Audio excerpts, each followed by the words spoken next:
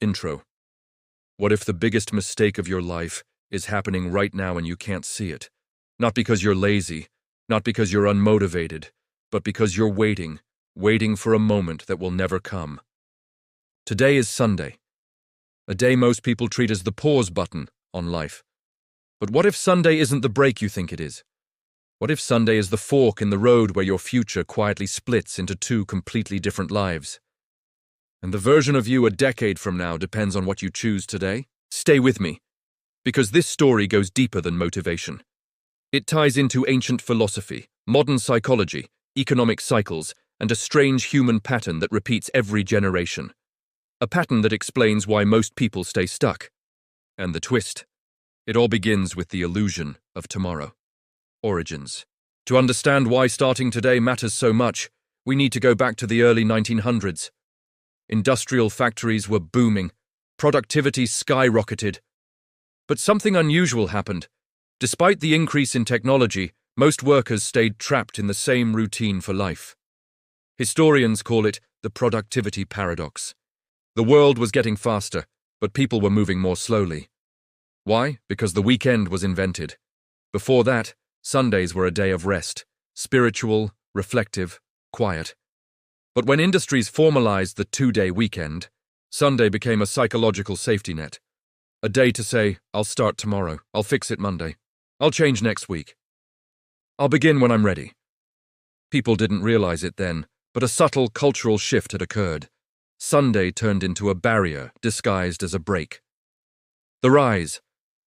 By the 1950s, productivity tools exploded. Planners, calendars, systems, self-help books, and entire industries built around getting ready. People spent more time preparing to start than actually starting.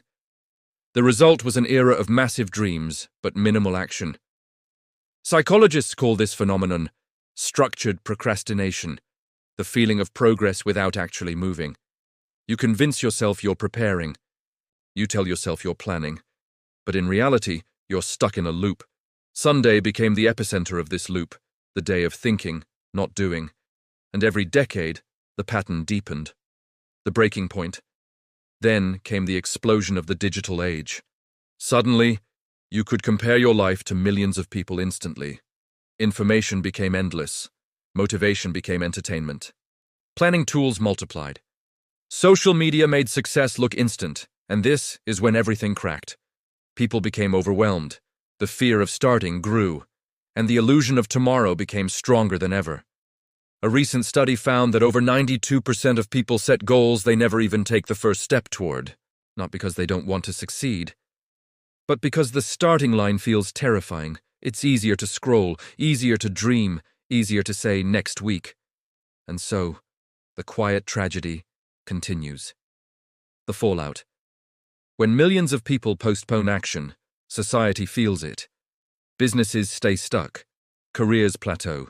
Families repeat cycles. Creativity dies. Dreams fade. Potential disappears silently. And all of this begins with a single habit. Waiting for a perfect moment that doesn't exist. Your life doesn't fall apart in one dramatic event. It slips away one comfortable Sunday at a time. You don't lose 10 years at once. You lose them in small delays you barely notice. Failed fixes. Every few decades, society tries to fix this. New productivity apps, new goal-setting systems, new motivational trends, new routines. But they all fail for the same reason. They try to change your tools instead of your timing. The problem has never been that you don't have tools. It's that you haven't taken the first step. You don't need a plan. You don't need a perfect strategy. You don't need the right mood. You just need to start today. Modern parallels, shocking data and patterns. Look at the data.